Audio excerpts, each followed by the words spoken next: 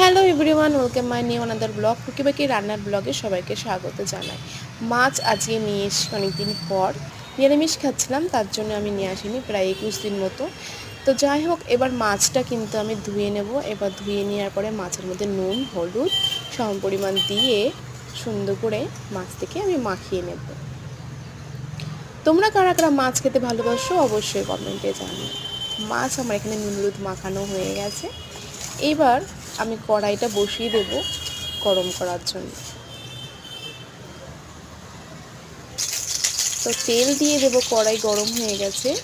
আর অনেকটা পরিমাণ তেল দেব, আর অল্প পরিমাণে মাছ ভাজবো, ছাড়বো, তাহলে মাছগুলো খুব সুন্দর ভাজা হবে। বেশি করে মাছ দিলে মাছগুলো জায়গা পায় না, আর তেলগুলো হচ্ছে কি ওর মধ্যে ভালো করে ভাজা হয় না। চারটে করে মাছ ভেজে নেব, তাহলে খুব ভালো হবে। আর হ্যাঁ, আর এই দেখো, আমার কিন্তু মাছ ভাজা সমস্ত হয়ে গেছে। একটু ভিডিওটা স্কিপ করে দিয়েছিলাম, কেন একসাথে ভাজতে গেলে অনেকটা বড় হয়ে যায়, যেহেতু পুরো একবারে গোটা মাছটাই আজকে আমি করব। আর এখানে একটু ক্ষীর নিয়ে এসেছিলো, তো এটা একটু বেড়ে নিচ্ছিলাম। আমার মশলা হয়ে গেছে মাছের, জিরে আদা লঙ্কা টমেটো, পেঁয়াজ রসুন একটু দেবো না। তো মশলা কষানো হয়ে গেছে। এই দেখো, মশলা কষানোর জন্য কড়াই ছেড়ে দিয়েছি। এবার আস্তে আস্তে এটা নাড়তে লাগবে, যাতে মশলাটা কোনোরূপে লেগে না যায়।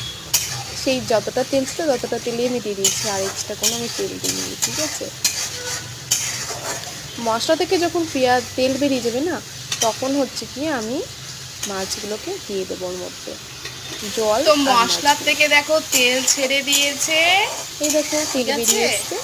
এখন এর মধ্যে আমি জল আর দিয়ে মাছ দেবো। একসঙ্গে দিয়ে দেবো, তার মধ্যে অনেক দেরি হয়ে যাবে না, সেই কারণে আমি দেখো জল দেওয়ার পরে মাছগুলো আমি ঝোলের মধ্যে দিয়ে দিয়েছি। কত সুন্দর। এবার ফুটে উঠলেই মাছগুলো আমি নামিয়ে নিতে পারি। লেগে গেছে অলরেডি। মাছটা কিন্তু বেশ হালকা করে ভেজেছি আমি, কিন্তু বেশি ভাজিনি। এটা নতুন স্টাইল দেখলাম, মাছগুলো ফুটে উঠেছে। এবার আমি গ্যাসটা বন্ধ করে মাছগুলো নামিয়ে নেব। খেতেও ভালো লাগে, আমার নিজের ভালো লাগে না। যাই হোক, মাছটা আমার ফুটে গেছে। এবার মাছটাকে গ্যাসটা বন্ধ করে আমি মাছটা নামিয়ে নেব। এক এক করে মাছটা নামিয়ে নেব। এই বড় পিসগুলো আগে নামিয়ে নেব, তারপর হালকা হালকা পিসগুলো উপর দিয়ে রেখে দেব।